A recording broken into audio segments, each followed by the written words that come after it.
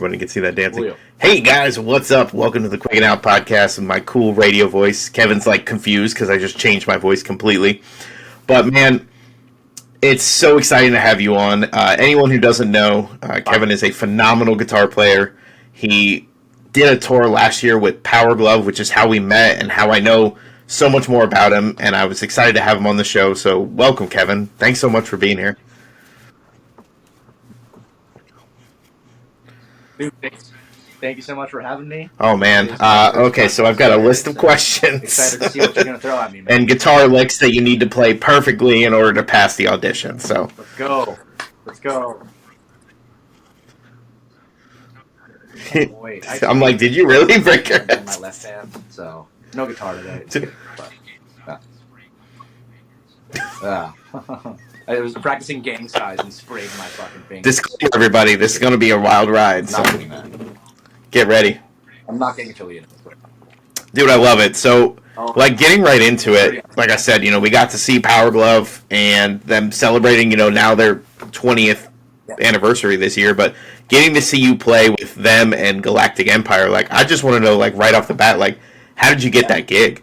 Like, how did you get to be that person for them for that tour? I'm glad you asked that. That is a great question, and it's kind of funny. I got this gig completely by accident.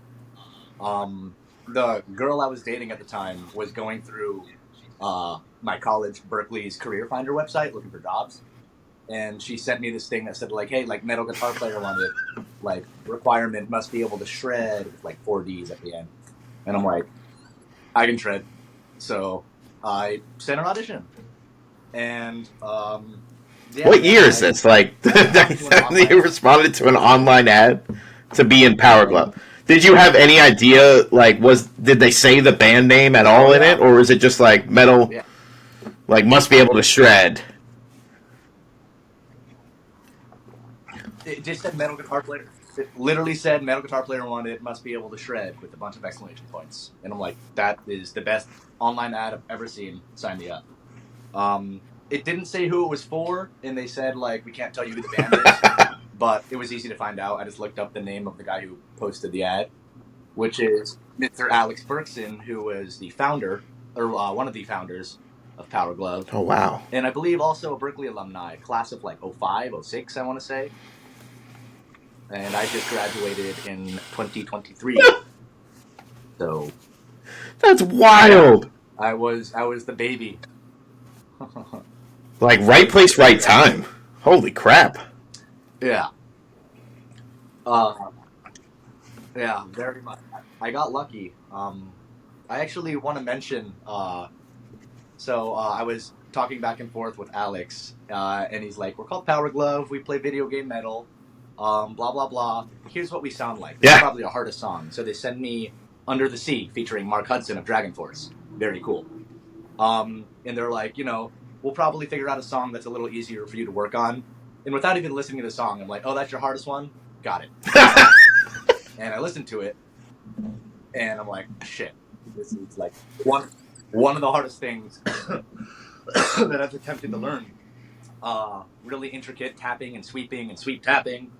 And I wasn't a strong sweeper, so I was like, fuck, dude. I told him, like, oh, yeah, I got it. I'm, you know, I can totally fit this band. I'll totally match with you guys. And I'm like, I made a mistake. I'm going to have to tell him, like, I can't do it. I have to back out.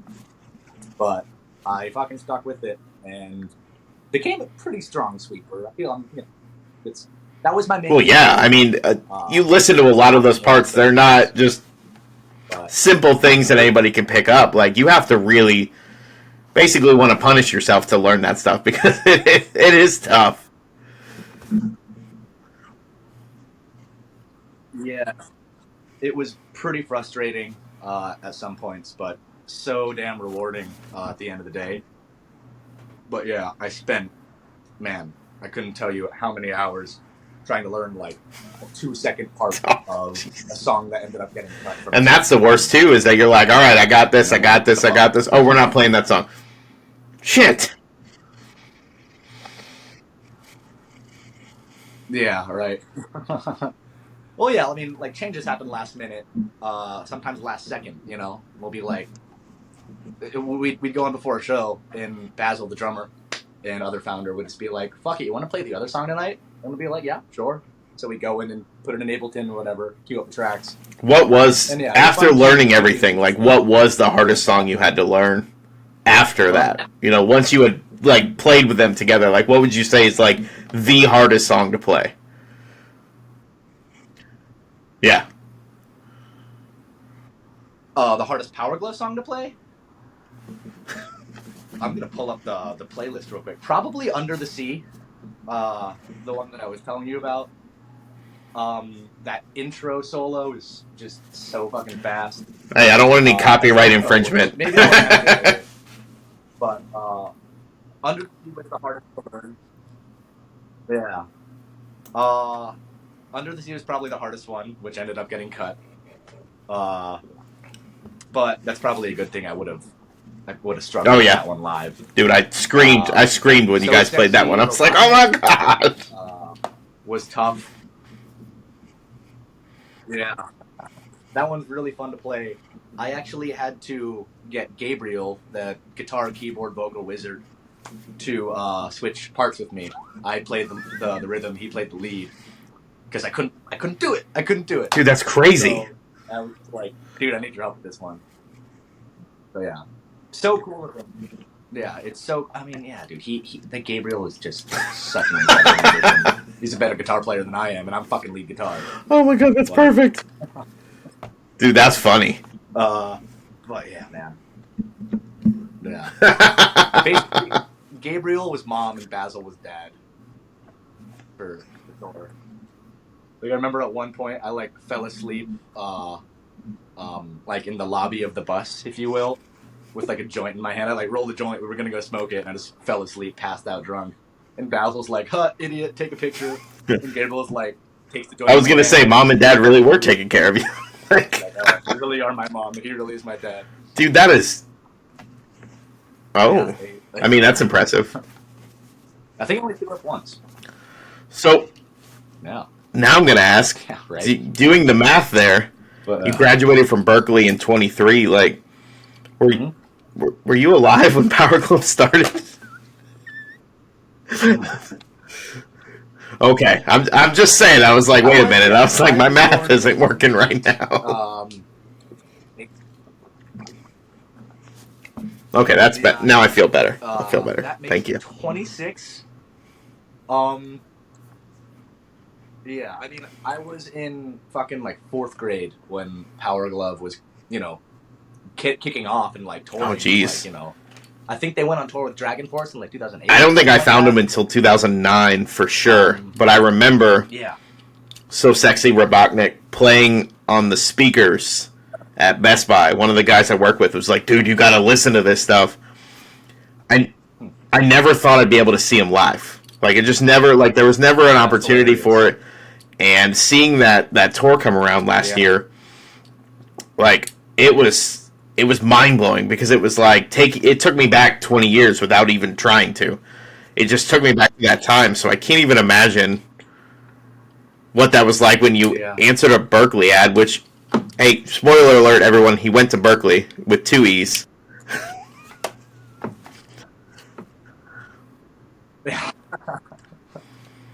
I'm a big fat nerd, big jazz nerd. Is metal?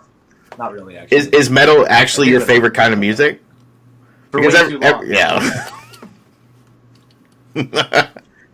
Oh, 100%. Yeah.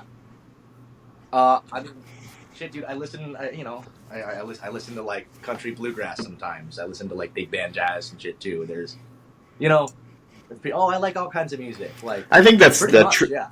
It's hard for me to dislike. No. Oh, go ahead, because you were going to say probably what I was about to say.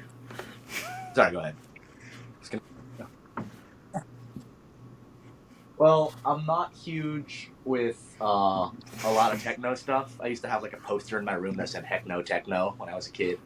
I've outgrown that pretentiousness a lot, but I still don't love like Kesha and stuff. I stopped myself because I didn't want to talk about it things I don't like. I only know who Kesha is, believe it or not, because of my buddy doing a drum cover video in probably like 2007 that I'll have to send you the link. It's on YouTube.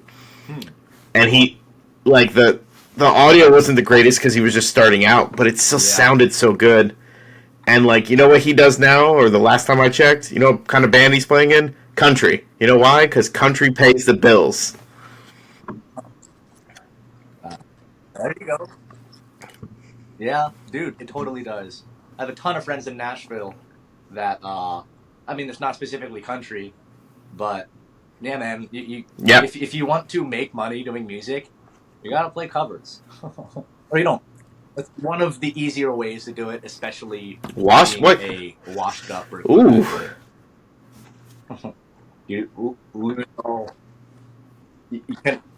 you kind of lose creative control and decide, like, you know what, like, I want to make money. It's crazy. It's crazy about that because I know you said you're in Boston, like. So fun. Obviously, with the Berkeley, like, there's musicians everywhere. It has to be like a lesser version of Nashville in the sense that there isn't a country bar in every corner, but there has to be musicians just everywhere. Like, how does that work?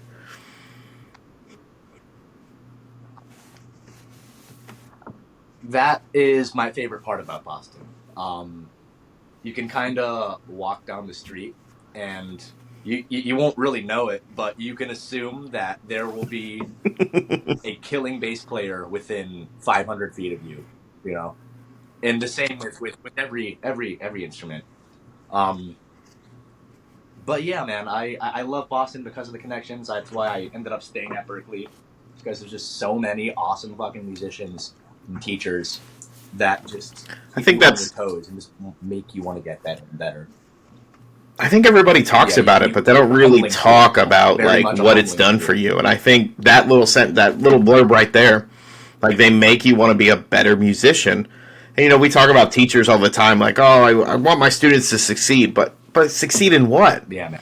And it sounds like that's the thing. And, you know, of course, we talked about it before we started. Like, obviously, some of my favorite musicians, if anybody's ever watched anything I've done, Dream Theater, like, a lot of, you know, Berkeley, like, that's where everything was started. So it's like a mecca for, you know, for prog nerds and music nerds alike, because it's insane to see what it's done. So going back to that, like, when did you pick up a guitar first? Because that's always the question everybody has to ask. Like, when was your first notion that you were like, this is what I want to do? Because, you know, I know I wanted to be a skateboarder in 7th grade, and I got on a skateboard once and fell and never got back on one. So what was your defining moment there?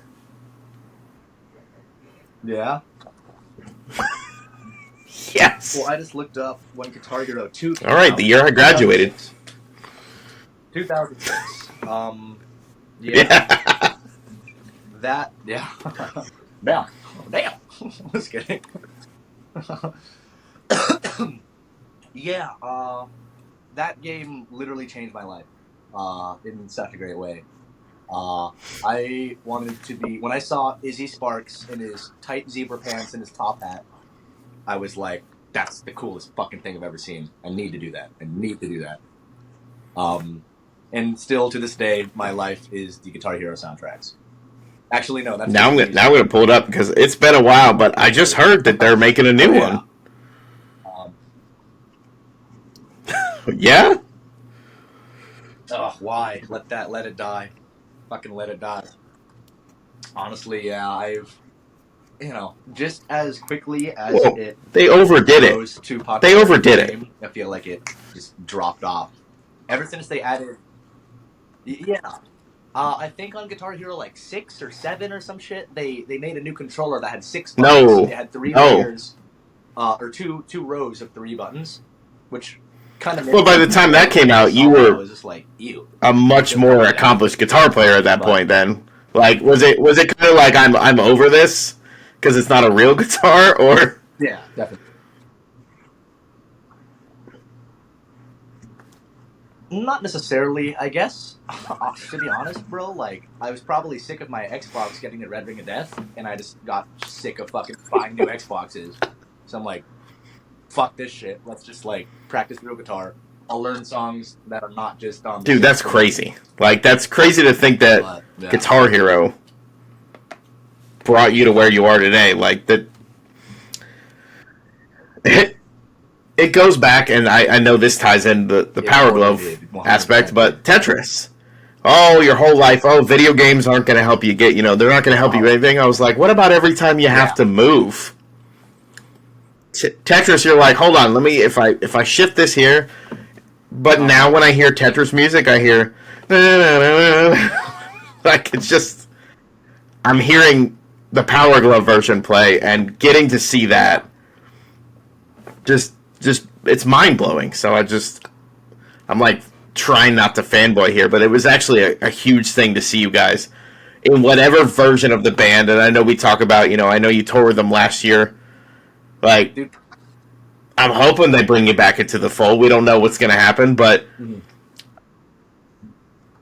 I think you did a really amazing job of making that an experience for anybody who did. Like, if anybody didn't know, they wouldn't know you weren't in the band, like permanently in the band.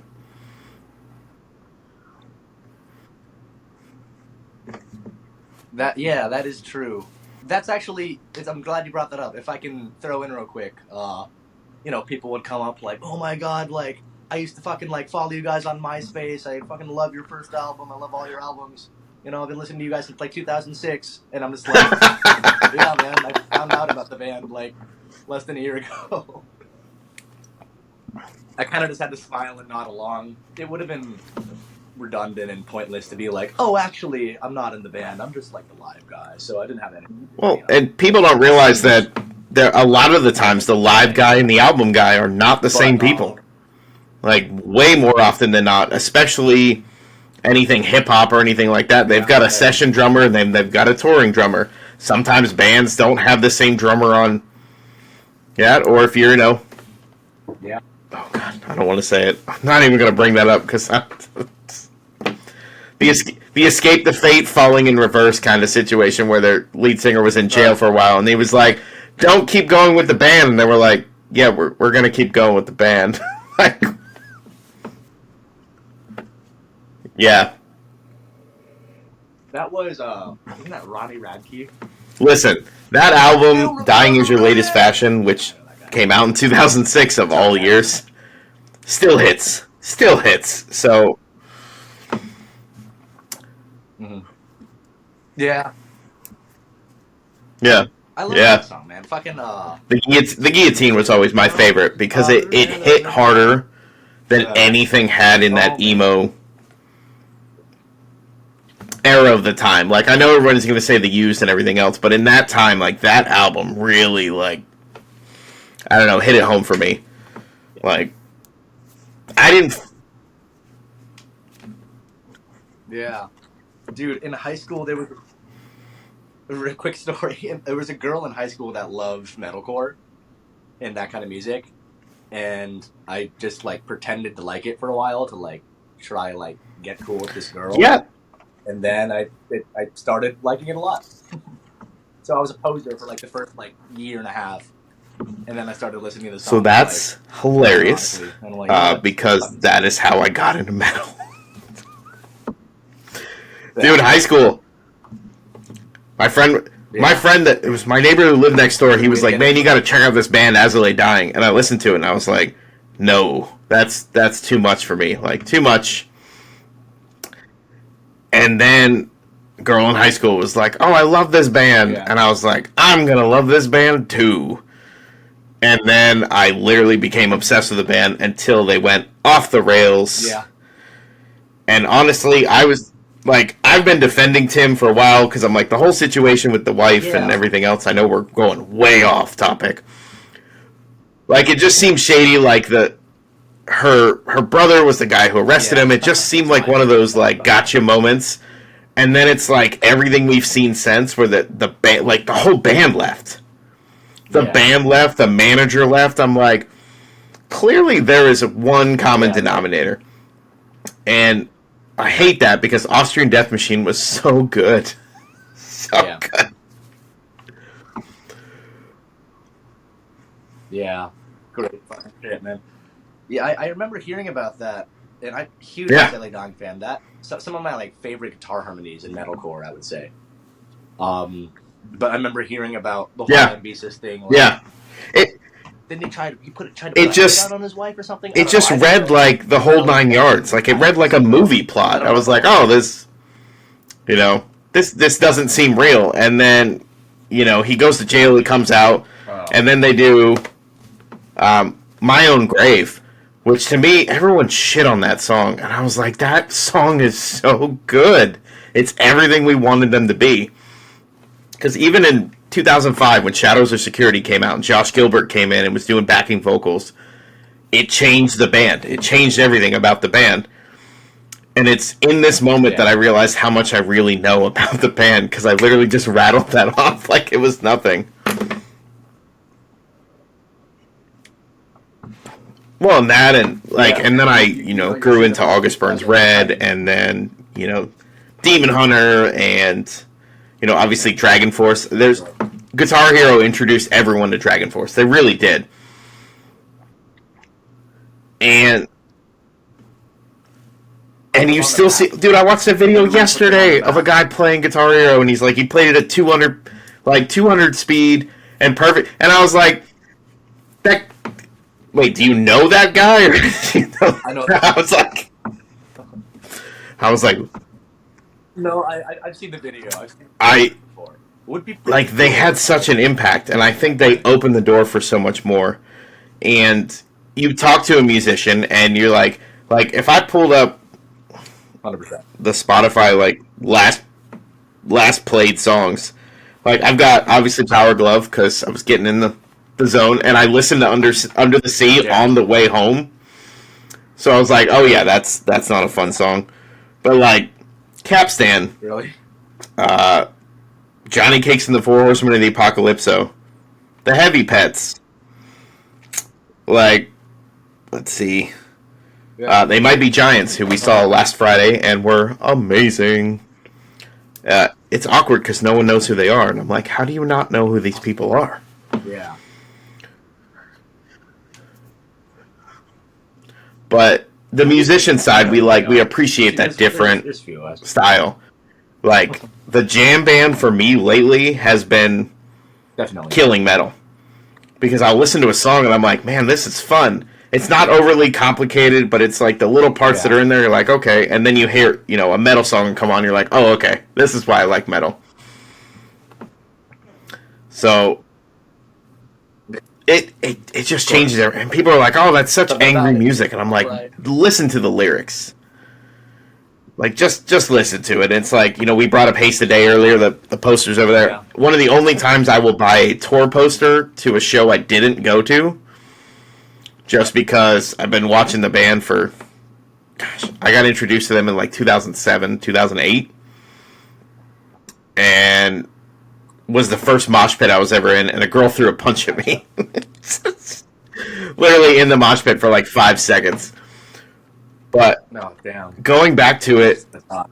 I felt like you wanted to say more. So Yeah. when I asked you what the hardest song to play was, you said In Powerglove, like you had another option. So for you, what's the hardest song that you can play? Yeah, yeah. We're gonna take it outside the Aside circle. from Power Glove, or man, that's a really tough question too. I mean, in the realm of metal, it's kind of hard to choose. Um, like I'll try learn songs that are kind of out of my league all the time, and what I'll always end up doing is just taking a couple notes out, simplifying it, legatoing rather than strumming.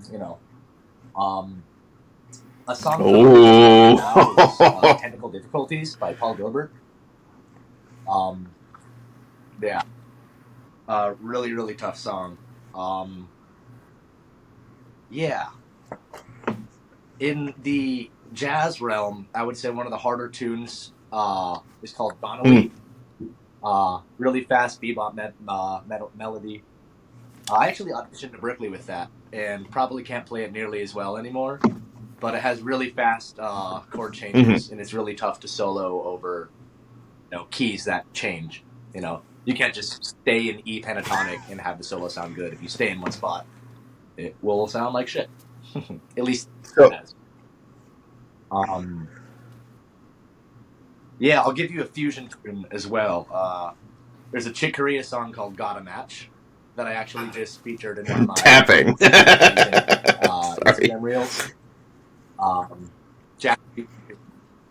Yeah, that's the one that I like. Use Squid Game clips if you remember that video. You can what? Yeah. Shit, I can try that. Heck yeah.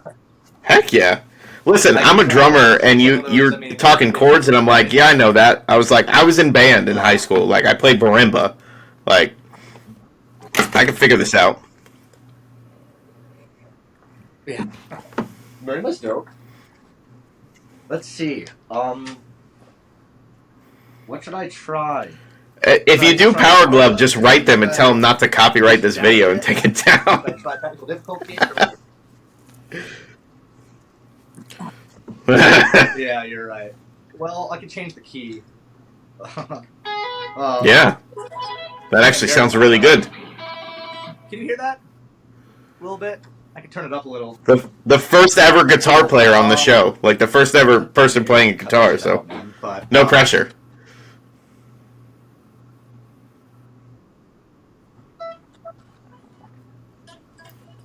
There's this licking under the sea that sounds like this. I'm gonna use my mute.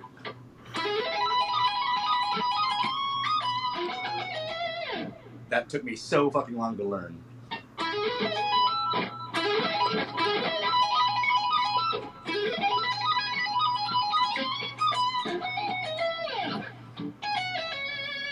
Oh my god, that was so cool! Like, but yeah. Yeah, I can try, I can stand up a little bit. Maybe I can angle this a little better. But, god fucking damn it. I'm gonna try from the beginning. Oops. Oh, man.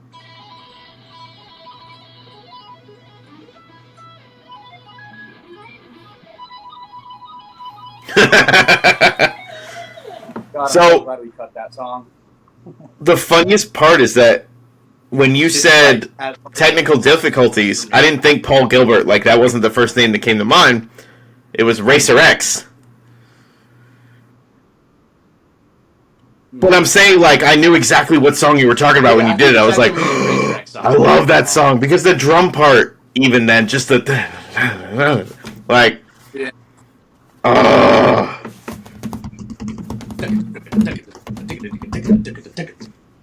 Yeah, man. Everything about that song is tough, man. Even the fucking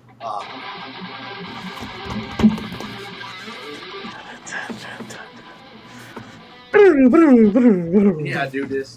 It's all alternate picks, but they're one note on the D string followed by two notes on the A string. It's hard to alternate pick that and get it clear, and that's not even the hard part. You know, it's like the first fucking few notes of the song. But yeah. Paul does a lot of string skipping, which isn't very intuitive for me. I mean, the shapes are all there, but jumping like... Yeah, I can imagine. Like, obviously not guitar player. Like, I don't have that. I can air guitar like nobody's business. Like... Yeah, if you need me to, like, over... No, that's fine. If you need me to, like, over-explain anything, I can try. But yeah. But the lick that's killing me is like the really fast one. Fuck my ass.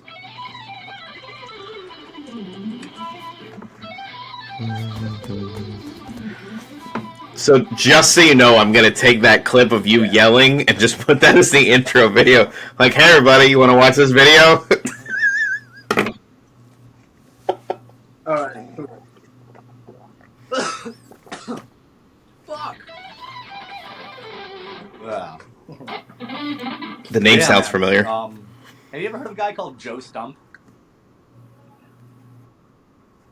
He is a just absolute master shredder and a professor at Berkeley. I was lucky enough to study with him for a couple semesters. He does like a shred metal guitar lab, And Yeah. one of the songs that is that Dude, Joe? that's crazy. Yeah. One of the songs that he taught our class is probably the hardest thing I've ever learned. I couldn't play it. I still can't play it. I know what the notes are, but they don't come out with my stupid hands. But there's a song called "No Forgiving" by Joe Stump that just has like the most insane sweep arpeggios I've ever seen tied together. I think it puts like arpeggios from hell to shame. And honestly, I think that Joe is better technically and like dexterity wise, and much. No, those are quotes. Everybody heard that. Like those are quotes. but yeah. Damn it. Well, I stand by that. To be honest, I think Joe. I think Joe is better. Yeah, and but yeah, that was the Powerglove. That was a lot of the metal. You listen to some of it, and you're like, I don't even know how this works. And you like even watching Basil play drums. We're gonna call him Basil instead of Basil because it sounds fancier. Yeah. But even watching him play the songs live, I was like, oh my god. Like, yeah. And I feel like not enough people give him credit. So I mean, he might be one of the next guests on the show. The Drumquig podcast. I'm repping a podcast of another podcast that I have because that's what I do with marketing. So, yeah. Yeah, man. Basil and Gabriel I couldn't have asked for better guys. No. I get what you mean. Their wings. That came out weird, but you know what I mean. Yeah, man, they were so friendly. I mean, I kept reminding them, like, dude, I've never done this before. I don't even, like, know how to, like, sign into my own email account, let alone set up, patches on a quad cortex. They were so helpful, man. Like, I'd sit there, like, twiddling my thumbs when they're, like, editing shit together and setting up, like time code for Ableton. And I'm like, what should I do? Like, I'm literally just sitting there, like, letting them do all the hard stuff, and I'm over there like blowing up inflatable swords. So I had my work cut out. Well, and I know that like the touring life, like I've never done that, but it's got to be different. But you guys, I know, had to experience one of the more interesting incidents with the accident or the two accidents, because I think it was two. Yeah, too, dude. Yeah, dude. I'm only curious because I'm like, I remember seeing the post and I was like, oh, good, they're all okay. And then it was like, well, it happened again. And I'm like, what do you mean it happened again? Yeah. The first one was really intense. I was the last one up, actually. It was probably like 3:30, 4 in the morning. We were leaving Fort Worth. We were driving through Fort Worth, I think, out in the boonies in Texas. And I'm trying to microwave my fucking hot dogs, and I'm taking them out. I'm so excited to eat my microwave glizzies, and we get rear-ended real hard. Hot dogs go flying, I go flying. I was okay, the hot dogs were not. I'm really salty about those fucking hot dogs. They're my last two hot dogs. But yeah, man, we go check on the car. I'm sure you've seen that clip that Powerglove uploaded. We go check out the car, and like the airbags deployed, their car is totaled, and then no one's in there. Bolted, abandoned their car. Yeah, a whole posse of cops came with their searchlights, and it was kind of scary, man. I remember we walked up to the car to see if these people were alive, and there was just like airbags deployed, hazards on, and nobody in the car, and like my heart dropped. And like Kevin Corcoran, I think, and Kevin Penny, the other guys that I was with, checking out the car, we were all just like, I have a really, really bad feeling about this. This is scary. Like, these dudes are like looking at us like from the top of the hill with a fucking sniper or something. I don't know. My mind went to like the darkest place, and I'm like, let's get back to the band like right now. But yeah, like 3 hours later, we get back on the road, and then we get sideswiped. Uh, both drunk drivers, I believe. The second accident, the lady drove off, Jeez. but ended up. How long in between? Was it like the same day or? So, like 2 hours. The same day. I think it was like 2 hours after we got back on the road. So I remember the sun was just rising as we were boarding back on the bus. And I'm like, fuck, now we can all go back to sleep. And we got hit again. And we're like, all right, everyone back off the bus. That was something else, man. Well, and I have to say that the video they posted about trying to find a dent. Oh, if you put tape here, it'll show you the dent. Oh, yeah. That was pretty funny, man. Gabriel is an elite content creator. He's actually the main reason why I started taking editing more seriously. I used to just be, I'd turn on my camera, I would turn off my camera and then post it. But, I was doing that like every day for a while. I was really bored after the tour. I was like, I want to keep playing every day. So instead of playing a show every day, I'm like, fuck it, I'll post every day. But like content was just stale and kind of boring. And I was thinking, how do I spice this up? And I'm like, let's take like old, like, 2010s era YouTube vibes and try it. Oh God, yes. Yes. A little bit of like Vine energy. I'm sure you remember Vine. But yeah, my method, if you will, is I never post a clip that's longer than 3 or 4 seconds, unless it's the demonstration of the song I'm playing. And I try to keep every clip semi-interesting, with, something trending or like me taking a shot or, I don't know, something that'll catch someone's eyes and stupid shit like that. I feel like that's how you have to get people's attention nowadays. I'm not meaning to shit on the viewers here, but like we don't have attention spans anymore. That's why TikTok exists. That's so true. Dude, fucking neither do I, man. I have a serious dopamine addiction. I mean, as do we all with tech these days. But I find myself getting bored really quickly. I can't watch more than half hour of a movie without being let's see what else is on. No, it sucks because you start these interviews with people and you start these podcast episodes and you're like, man, we have so much to talk about.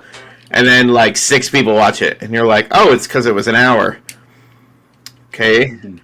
And then you're like, okay, I'll cut it to 30 minutes and like 6 people watch it. I'm like, you know what? I'm taking an hour then. Like, screw it. Like,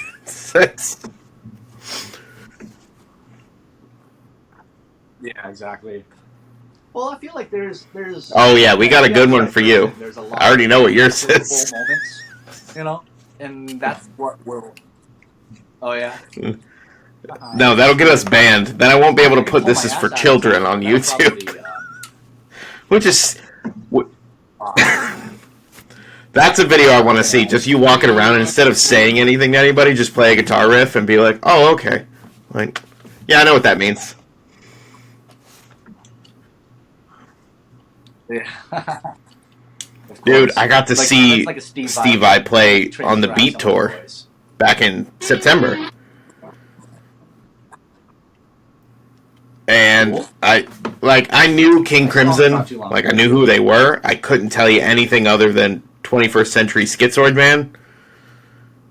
And so I started listening to a bunch of it, and I got tickets with one of my dad's best friends who lives in Florida. My dad lives in Kentucky. For now, cat's out of the bag.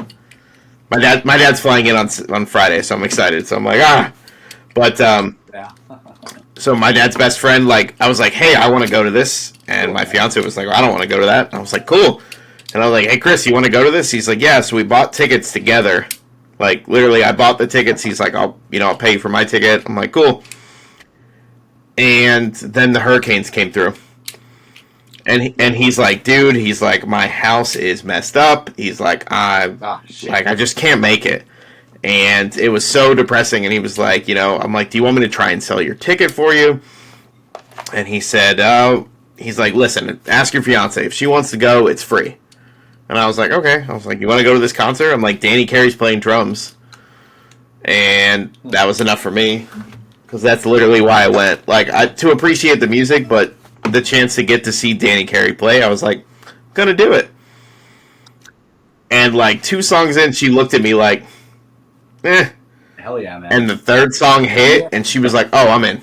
Like, I'm in. And we had a blast. Like, the show was great, and, you know, Steve Vai, and getting to see Tony Levin, because for me, like, I love what Dream Theater did, but I also love Liquid Tension, so the instrumental stuff. And I've got to see Jordan play. I've got to see Petrucci play, and obviously Portnoy.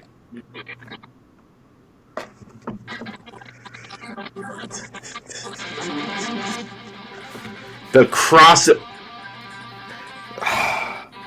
I love Paradigm Shift. Everything about that song is fantastic.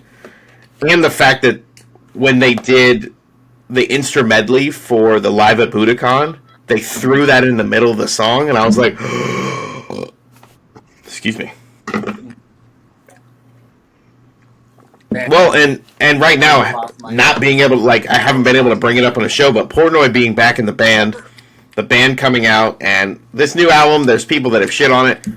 I don't think I've ever listened to a Dream Theater album as much as I've listened to this new one, and I think it's the fact that Portnoy's back, and I see the set list, and they're playing Stream of Consciousness, which is my favorite song, and they haven't played it since 2004, and then there's no Florida dates, and I was like... But there's talks about a fall tour where they're going to play the new stuff, so I'm like, just make sure that's still in the set list, because I'm going to be there, and... Fun little plug. Yeah. For them not to play a song for 21 years. And I'm going to super plug, so the Jerseys for Drummer guy who made this jersey for the show is actually making Portnoy's his jerseys for the tour.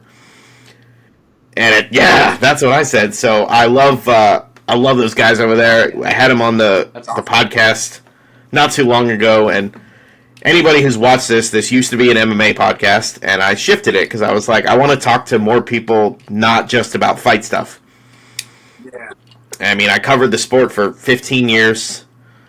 You know, I went to events. I got to cover a UFC, which I got to cover one, and it was a lot of fun. Like, I've covered bare knuckle fights and made some really cool friends, and you'll see some people on the show in the coming episodes that were bare knuckle guys who have been on the MMA side of it, but I was like, do I make a whole new podcast or do I just rebrand it and keep going? And I was like, I'm lazy. I'll just keep it going. But yeah. I used to be a big fan of Oh my god. Oh boy. I'm sure you know that channel. I'm the youngest of 3 brothers, and my older brothers are both very much into, you know, wrestling, boxing, the whole 9 yards. Me not so much, but you kind of had to be, you kind of had to if you're the younger one. Kind of got into it, not really. Well, they needed somebody to spar and practice their arm bars and rear naked chokes on and shit. And I would say that sounds horrible, but I mean, yeah, that I get it. It was fun until you're like, everything just changed right there. All right, bitch. And they would start hitting others. Mortal Kombat just hits. Fight. Yeah, my life flashed before my eyes. Jeez. Yeah, and they're not sure if I'm laughing or crying. Listen, I stopped watching most sports except for, like, when I got into MMA, like, MMA and hockey were the only things I'd watch. Like, oh, well, I'm going to ask this, and I think I know the answer. Who's your team? There's nothing wrong with that, and I'm okay with that. You know why? Because the Sharks beat Toronto in a shootout the other night.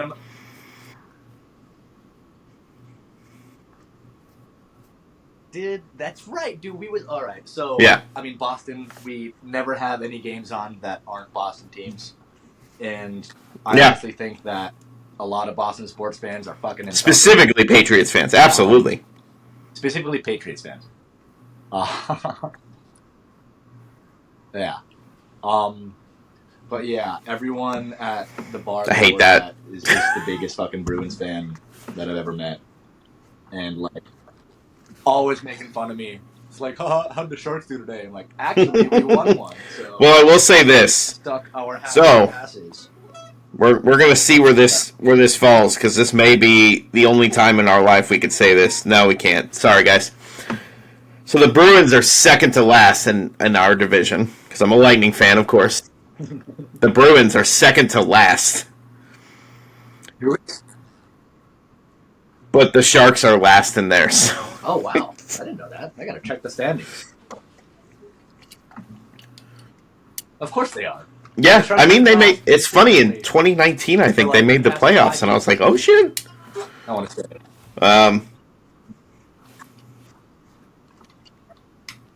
Yeah, I think it was like 2010 or something like that, where they actually made it to the Cup, and then got demolished in like 4 games.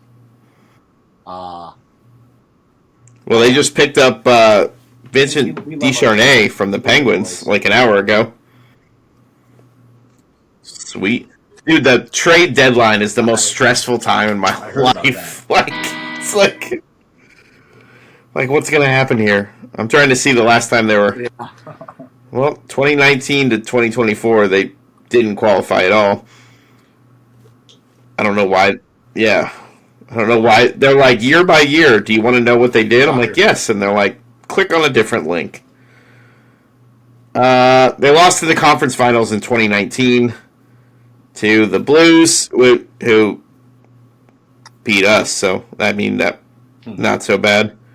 Lost in the Stanley Cup. And they lost 4-2. So, like, they put up a good fight.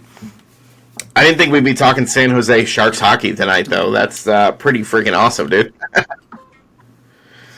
Like, that's crazy. Yeah, I mean, what is your favorite song to play? Like, your favorite song to play? Yeah.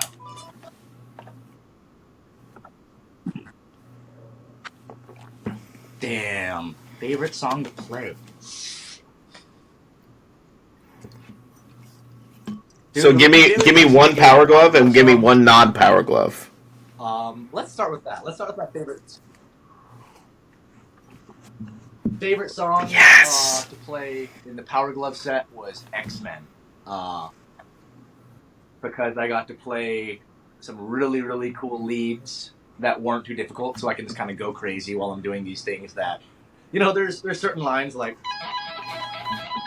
that sound fast and hard to play, but they're really, really easy. So I can do shit, and, you know, like lift up my hand with one guitar and do legato, or like put something behind my head or something that's still easy to play. For sure. Plus, I got to do a lot of windmills. I'm embarrassed, but I just finally watched Deadpool and Wolverine like 2 nights ago. Oh. Dude, I haven't seen it. I started on a plane. Well, there's 3 Deadpools, but this particular, the Deadpool and Wolverine, is good. It's really good, man. Like, oh yeah, it's over the top, of course. Breaking the 4th wall, 5th wall, like, there's a 6th wall in that movie, if you really want to call it that, because there's so many things that you're like, but everyone watching this is going to be like, what the hell is going on? Yeah. All right. Dude, yeah, right. I would like answer the first half of the question. I mean, that's talk about some random shit. That's kind of my style. And then answer the second half of the question. Outside of Powerglove, yeah, I do. I fucking love it. Outside of Powerglove, I'm gonna say Donna Lee as well. That was the song that I said was one of the hardest tunes to play. It's not as hard as it used to be. It's still pretty fucking hard. And it's a jazz tune, and I'll play a little bit of it. It goes like this. Whoops, I turned my volume down. 3, 4.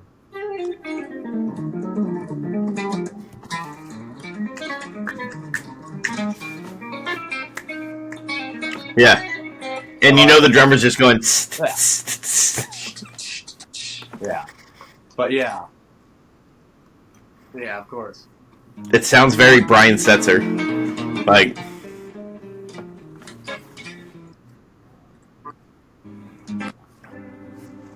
Yeah.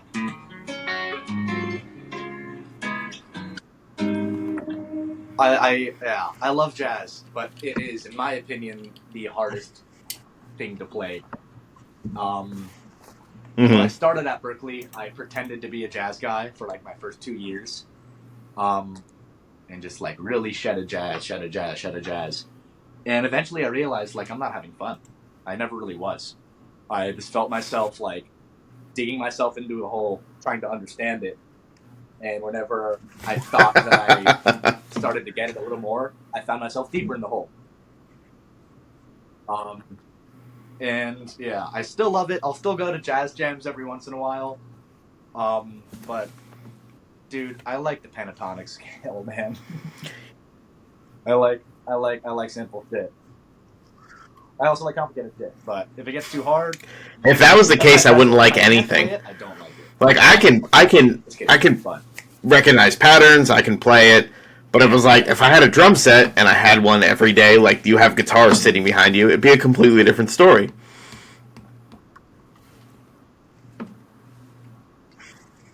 Yeah, man.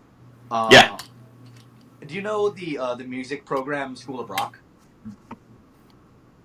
Yeah. So that was like my introduction into like guitar lessons for the first time, I would say. And what School of Rock does is they'll pick a genre or a band and they'll focus on it for like 2 months, learn 10 or so songs, then play a show for family and friends and shit. We did a Rush show when I was like 15, maybe 14, 15. Yeah, probably my favorite band, Rush. And I remember trying to learn Limelight in Subdivisions, and just like odd time signatures I was just kind of unfamiliar with. And eventually I'm like, fuck this band, fuck Rush, I don't like Rush anymore.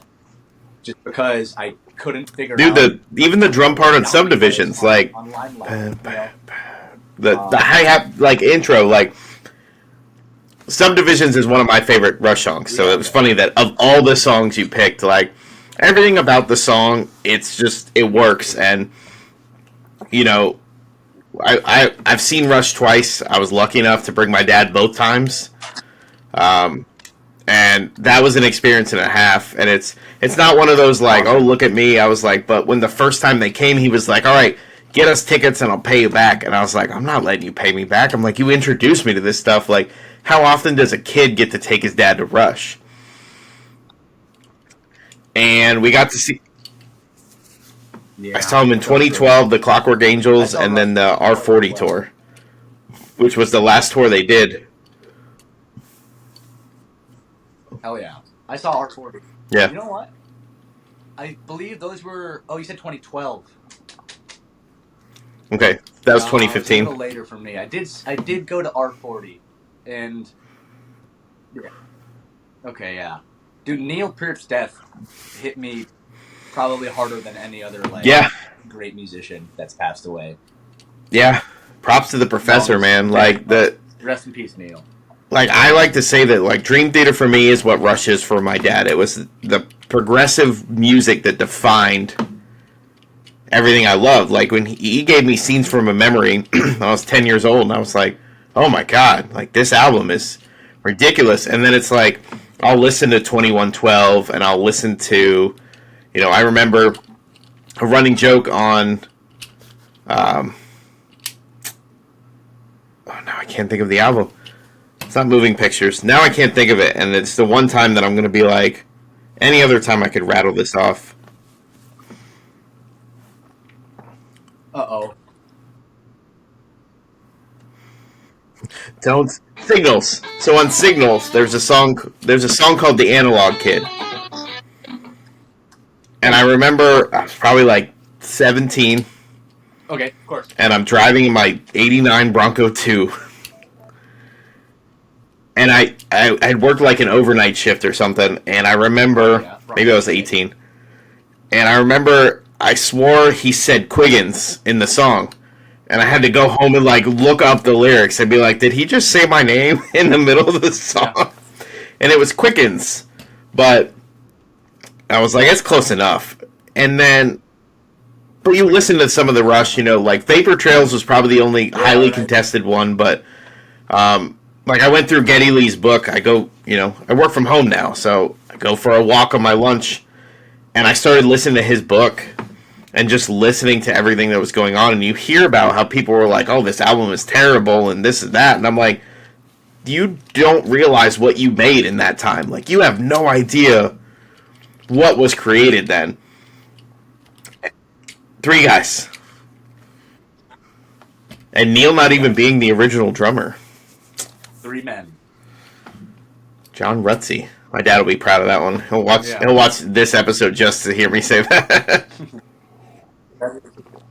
But yeah, everything about Rush, and there's not a single time it's YYZ or the Tom Sawyer solo at the end is really what gets people. It's that, to me, the only song that even comes close to it for a drummer is Phil Collins, In the Air Tonight. Like, that's the only one.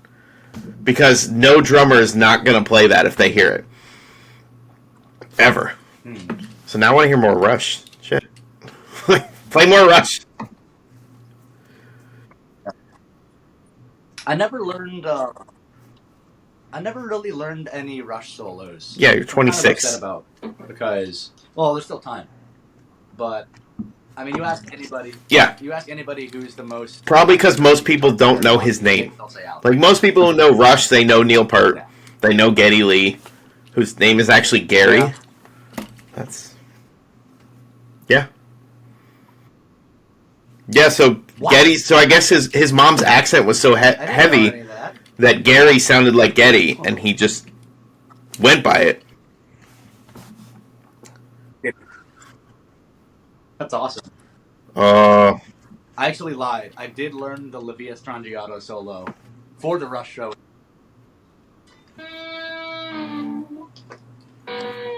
I have a noise gate on. It's not going to be able to play.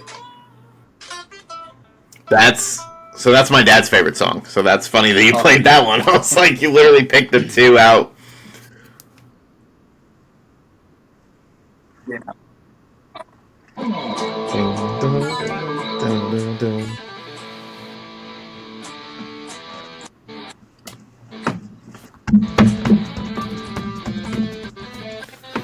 Everything about that the drum part is so frantic. Yeah. Like, fucking love that.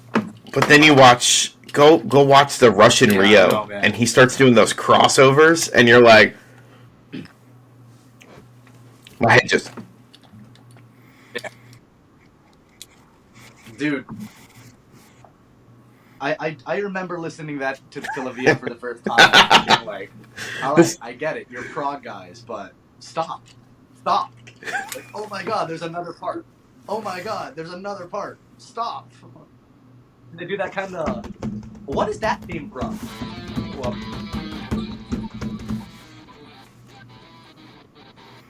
what's that theme from? Everyone's heard that before. Is that just La Via?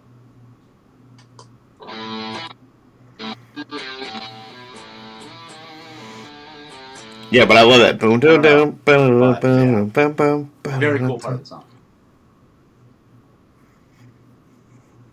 No, this is way more fun. If you have more, see, the fun part about this is that, like, I interviewed fighters for years, and you find out everybody gets asked the same questions, and I really got it when people would be like, "Oh man, that was a good question. Like, no one's ever asked me that," and I was like, "All right, I'm asking the right questions or the wrong questions." Depending on how you look at it. And I'm in media row. Yeah. And the 3 biggest, media sites, their guys jump in and they're like, all right, who's next? And they jump in and they all 3 ask the same question. Every single one of them. And then they said, okay, we're done, and wrapped up. And I was like, whoa, I got a question. And I realized there was like a hierarchy to it. So they interview... It was John Dodson. I will never forget this. Yeah. And I wait for all the cameras to shut off, and I was like, John, can I ask you something? He goes, yeah, sure, what's up? I said, how annoying is it I said, what's it like to answer the same question 3 times in a row? He goes, it's really freaking annoying. I go, well, what do you mean? He goes, because now I got to remember what I told the last guy. And I literally filmed him saying something, and we posted it years later that he like never made the light of day. And I was like, ha ha ha. I was like, he said that to me because you all left. But that's actually genius, man. Yeah. I have to remember what yeah, he said something different about this, and like, these should be fun. Like, I don't expect somebody to message me tomorrow and be like, "Hey, I saw this episode. Like, that's the greatest thing I've ever seen." You see two guys having fun, you watch it, you don't watch it. I do this because I want to. Like, this is this is what it is. So, what I want you to do now that we're at that hour mark, I want you to give us an outro. Like, give us something to lead us out of this episode. Oh, like disappear. That was the greatest. Yeah. I'm not editing that at all. That was the greatest thing I've ever seen. I'm like, give us an outro. You're like, gone.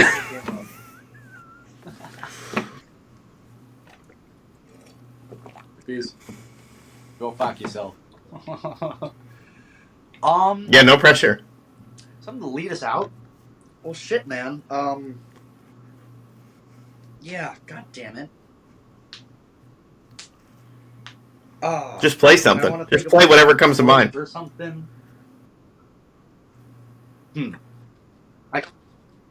I could do that as well. I can hit you with Fuck, I fucked it up.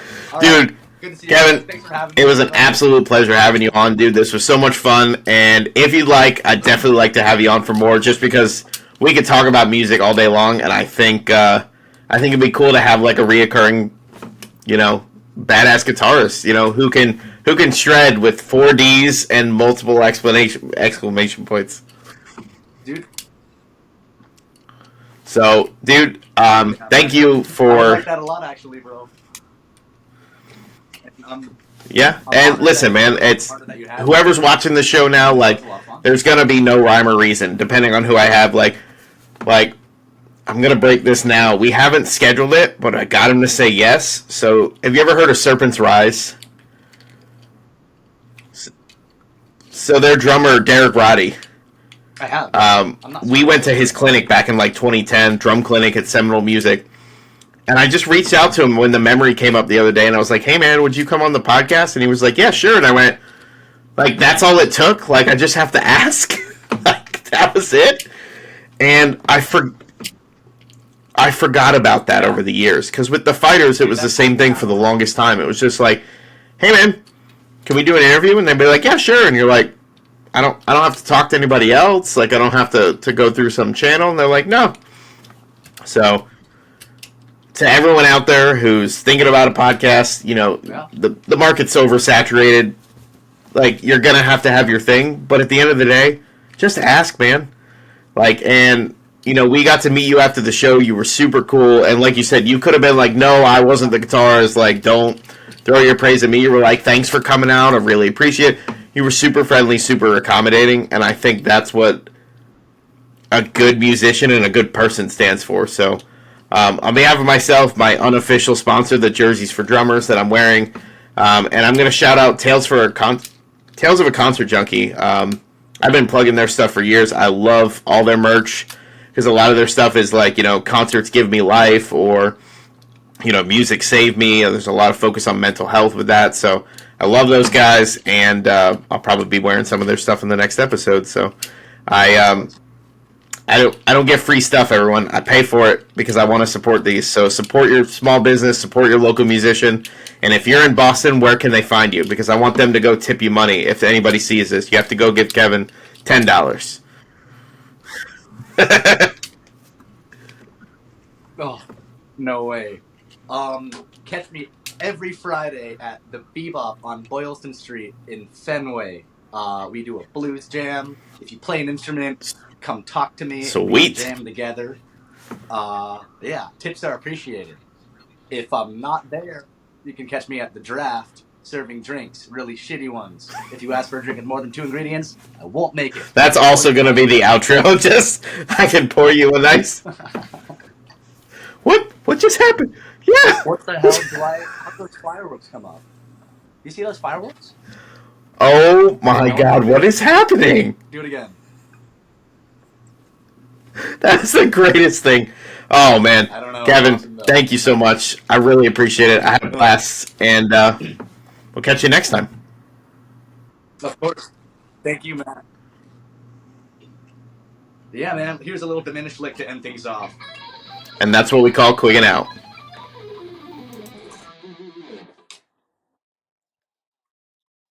Quiggin Out, man.